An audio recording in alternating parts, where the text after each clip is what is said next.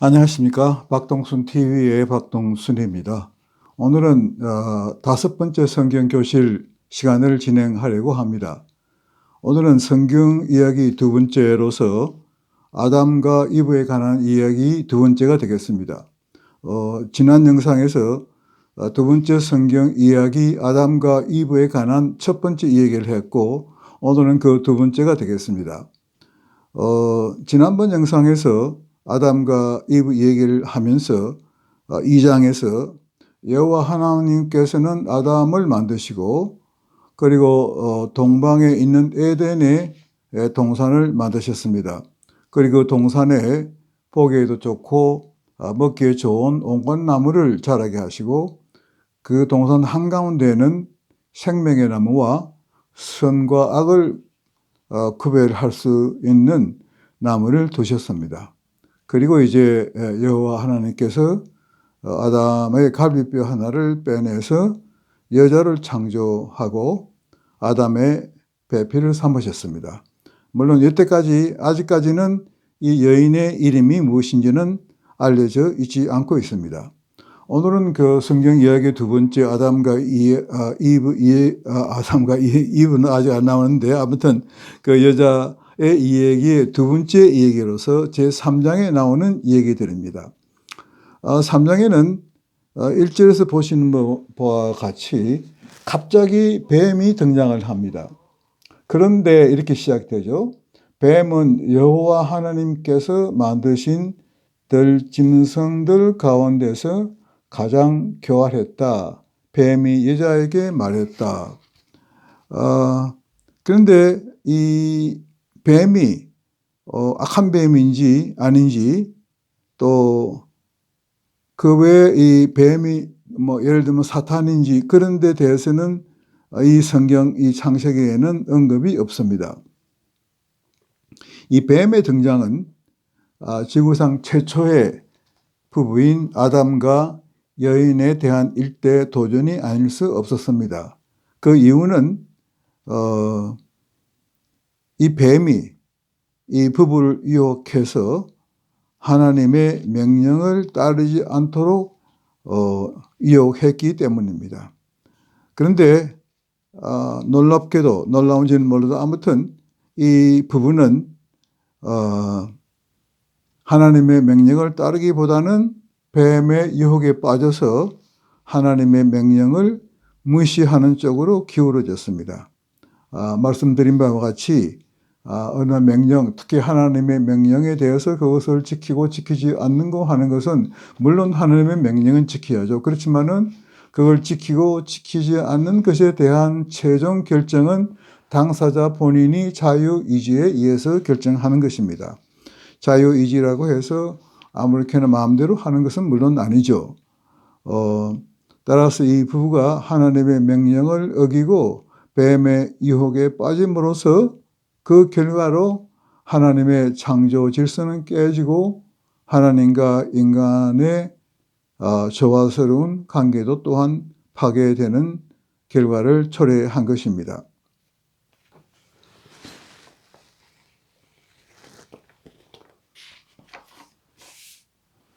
이 3장은 크게 네 가지 파트로 구별할 수가 있습니다. 첫째는 1절에서 5절까지로 죄에 대한 유혹, 뱀이 이제 이 부부를 유혹하는 것이죠. 그 다음에 인간이 하나님을 거역하는 것이 되겠습니다. 뱀에 유혹하니까 인간이 이제 하나님을 거역하는 결정을 하게 되죠. 세 번째가 하나님의 그 아담과 이 여인을 심문하는 것이고, 그 다음에 네 번째가 하나님께서 인간을 벌하시는 것이고, 다섯 번째가 이제 추방, 에덴 동산에서 추방하는 것이죠. 3장에 나오는 이 뱀은 악하다고 성경이 직접 말하지는 않고 있습니다. 그렇지만 이해가 진행됨에 따라서 이 부부를 유혹하는 그 말이나 이런 걸로 봐서는 단순히 악하지 않은 뱀은 아니다. 보통 뱀이라고 그러면 영어로 스네이크 하지 않습니까? 근데 여기서는 스네이크가 아니고 영어 번역은 serpent, 대단히 크고 막 독도 있는 그런 뱀이다. 이런 해석을 하고 있습니다. 3장 1절에서는 이제 이렇게 뱀이 갑자기 나타나서 여인에게 묻습니다. 너희는 동산의 어떤 나무의 열매도 먹어서는 안 된다고 여호와 하나님께서 말씀하셨느냐? 근데 사실은 이 질문은 맞지 않은 것입니다. 여호와 하나님께서는 동산에 있는 모든 나무의 열매는 먹을 수 있지만은 두 나무, 곧 생명의 나무와 선과 악을 아는 데 필요한 알 수 있는 나무의 열매는 먹지 말아라, 이렇게 말한 것이죠. 그런데 뱀은 어떤 나무의 열매도, 그러면 모든 나무의 열매도 먹지 말라고 했느냐, 이렇게 물은 것이죠. 그러니까 이거는 질문이 하나님의 말씀을 곡해한 것입니다. 그랬더니 여인이 대답합니다. 동산에 있는 나무들의 열매를 먹을 수 있지만 동산 한가운데 있는 나무의 열매는 먹지 말라고, 먹지도 말고 만지지도 말라고 했습니다. 이 여인의 답도 틀린 것입니다. 하나님께서는 동산 한가운데는 두 나무가 있죠. 생명의 나무와 그 다음에 선과 악을 알 수 있는 나무. 그런데 이 여인은 동산 한가운데 있는 나무의 열매, 이렇게 했으니까 하나님 말씀과는 다른 이제 대답을 하는 거죠. 어떻든 간에 뱀과 여인 간의 대화가 이제 진행되는 것입니다. 그랬더니 뱀이 4절에서 이제 뱀은 너희가 어떤 나무의 열매를 먹어도 죽지 아니할 것이다. 하나님께서는 선과 악을 알 수 있는 나무의 열매를 먹으면 바로 죽을 것이다 그랬거든요. 그런데 이제 이 뱀은 죽지 아니할 것이다. 너희는 눈이 열리고 선악을 구별할 수 있게 될 것이다. 이렇게 말을 합니다. 또 여기서는 뱀은 너희가 눈이 열리고 하나님과 같이 될 것이다, 이런 얘기도 하죠. 그런데 이거는 뱀의 말은 하나님께 말하는 이게 아이러니가 있는 거죠. 왜냐하면 아담과 이 여인은 이미 하나님의 형상으로 만들어졌기 때문에 하나님과 닮은 것이죠. 하나님과 같은 것입니다. 이제 그 다음에 첫 번째 얘기가 끝나고 두 번째가 인간이 하나님을 거역하다. 그래서 이 여자가 뱀의 유혹에 빠져 보기도 좋고 먹기도 좋은 열매를 먹고 남편에게도 주매 남편도 먹었습니다. 3장 6절에 나오는 이 얘기죠. 아담이 하나님이 금지한 것을 먹음으로써 그는 이도적으로 하나님을 배반한 것이고 그는 동산과 아내를 지키라는 하나님의 명령을 어긴 것이기도 합니다. 아담의 죄의 파멸적 결과는 인간의 타락을 의미하는 것이죠. 곧 전 인류의 정신적인 또는 육체적인 사망과 함께 죄, 고통, 고난의 시작을 말합니다. 이 부부가 하나님의 명령을 어김으로써 그들은 파멸적인 결과를 초래하고 정신적인 육적인 사망과 함께 고통, 고난의 시작을 하게 된 것입니다.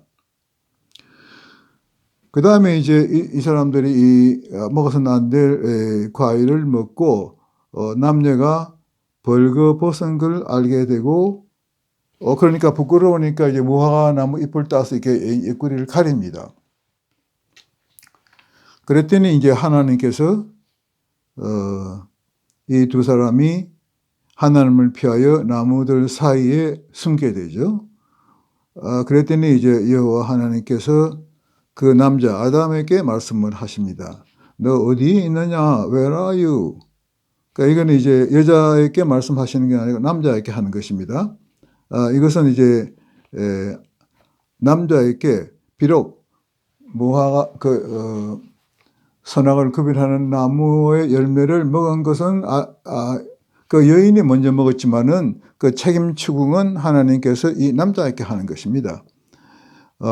이것은 이제 어떤 주석에 보면은 부부 관계에 있어서 남자가 여자보다는 그 가정을 남자가 대표하고 남자가 가정의 헤드다, 이런 뭐 해석을 하고 있습니다. 그랬더니 어디 있느냐 이제 그랬더니 3장 10절에서 아담이 내가 벌거 벗어서 숨었습니다. 그랬더니 이제 여호와 하나님께서 11절 벗은 것을 네가 어떻게 하느냐? 내가 먹지 말라고 한 열매를 네가 먹었느냐? 12절 아담의 대답이 이 여자가 주워 먹었습니다. 책임 회피죠. 13절에 하나님께서 여자에게 내가 어찌하여 이런 짓을 했느냐? 그랬더니 또 여자가 뱀이 나를 꿰어 먹었습니다. 그럽니다. 책임 회피입니다. 인간이 이게 최초로 둘되는 것입니다. 쉽게 말씀드리면 자기 책임 회피죠. 아담은 이 여자가 주워서 먹었습니다. 저 책임은 없습니다. 또 여자는 아니요, 이 뱀이 나를 꼬아서 먹었습니다. 이렇게 책임 회피하는 겁니다. 그래서 이게 성경을 읽어보시면 재미납니다. 그래서 이제 다음에 14절에 보면은 하나님께서 인간을 벌하십니다. 14절 하나님께서 뱀에게 말씀하시죠.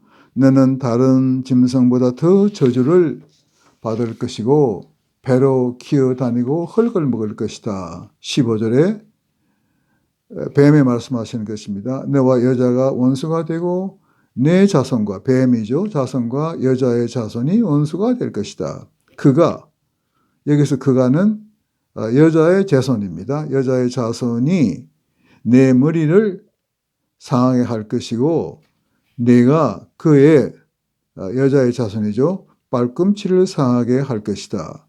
여기서 그가, 그애는 장차 오실 예수 그리스도를 상징하는 것이라고 추석서는 말하고 있습니다. 창세기는 뱀이 사탄이라고 명백하게 동일시하지는 않지만 사도 요한은 사탄으로 보고 있습니다. 요한계시록 12장 9절에 그런 말이 나오는데요. 나머지 창세기는 셋의 직계 후손을 추적하고 있습니다. 결국은 온 세상의 축복인 한 왕으로 내려가게 됩니다. 이 뜻은 셋은 나중에 이제 카인과 후손을 낳게 되죠. 그런데 이제 카인이 아벨을 자기 동생을 죽임으로써 카인만 낳게 되고 그 후에 이제 셋을 낳게 됩니다. 셋이 쭉 내려가서 이제 다윗, 야곱 이렇게 내려가서 나중에 이제 그 예수 그리스도까지 내려가는 가계를 잇게 되죠. 그래서 이 창세기는 이후는 그 셋의 가계 얘기가 많이 나오게 됩니다. 19절에 보면 내가 흙에서 채졌으니 흙으로 돌아갈 때까지 너는 얼굴에 땀을 흘리고 밥을 먹을 것이다. 이런 파트고요. 그래서 이제 5장 이제 추방이 되겠습니다. 20절에서 21절까지 보면 하나님의 심판이 있습니다. 하나님께서 첫째는 아담이 여인을 이브라고 부르게 하십니다. 이브는 life giver, 생명을 주는 사람 또는 생명이라고 하는데 왜 하나님께서 이 여인을 이브라고 부르지 않고 아담이 여인을 이브라고 부른다 이렇게 하신 것이거든요. 그런데 이제 그 개역 개정 성경을 보면은 여기에 이브라고 하지 않고 하와로 그랬습니다. 또 우리나라 그 가톨릭에 쓰는 성경에도 하와로 나와 있고 또 일본 성경도 보니까 하와로 되어 있어요. 그런데 이 하와는 히브리어고 이브의 히브리어입니다. 그런데 영어 성경은 예외 없이 킹 제임스 버전, NIV, 홀리 바이블 할 것 없이 거의 모든 영어 성경은 이브로 되어 있습니다. 제가 번역한 스터디 드라마 바이블도 하와로 되어 있는데요. 우리가 보통 아담과 이브지 아담과 하와라고는 하지 않지 않습니까? 근데 왜 개역 개정과 일본 성경들은 하와로 그런데 영어 성경은 다 이브라고 했느냐? 그 이유에 대해서는 제가 잘 모르겠지만은 어떻든 저도 요담의 스터디 바이블 개정판을 내면은 이 하와를 이브로 고칠까 하는 생각을 가지고 있습니다. 둘째, 하나님께서는 하나님께서 이 둘을 위해 옷을 주십니다. 이것은 아직도 하나님께서 그들을 돌보신다는 것을 의미하십니다. 그 다음에 이제 22절, 24절 보시면은 하나님께서 이제 혼자 말씀을 하십니다. 생명의 나무를 먹지 못하게 하여 이 두 부부로 하여금 영생을 살 수 없게 하자. 그래서 이제 추방을 하십니다. 근데 이 두 사람이 동산 가운데 있는 두 나무, 생명의 나무와 선과 악을 구별하는 나무 중에서 후자, 곧 선악을 구별하는 나무의 열매는 먹었지만은 아직 생명의 나무의 열매를 먹지 아니했기 때문에 영생을 살 수 있게 되어 있죠. 이걸 먹으면은 이제 영생을 사는데 아직 안 먹었으니까 그래서 하나님께서 그 열매를 못 먹게 하자. 그래서 이제 추방을 하는 것입니다. 추방을 하고 그 다음에 이제 여호와 하나님께서 그 동산에 그룹을 두고 또 돌아가며 빛을 내는 칼을 두어 동산을 지키게 하셨다 그랬습니다. 그룹은 성스러운 곳을 지키는 천사입니다. 그룹은 여기서 영어로 셰르빔, 그리고 셰르빔은 셰룹 단수의 복수입니다. 셰룹, 셰르빔. 그러니까 아마 이 셰룹을 우리말로 그룹이라고 번역한 것 같습니다. 아담과 이브를 에덴 동산에서 추방하시고 그룹과 이렇게 돌아가는 불빛을 내는 칼을 두어 동산을 지키게 하셨다. 이것이 이제 두 번째 성경 이야기 아담과 이브의 이야기가 끝나는 것입니다. 참고로 3장에서는 3장 3절, 7절, 18절, 24절을 읽으시면은 또 기억하시면 더 좋겠습니다. 이 강의가 끝나고 난 뒤에도 여러분께서 창세기 3장을 읽어보시면 좋을 것 같습니다. 다음 시간에는 4장을 말씀드리려고 합니다. 카인과 아벨에 관한 이야기입니다. 오늘 말씀은 이것으로 그치겠습니다. 경청해 주셔서 감사합니다.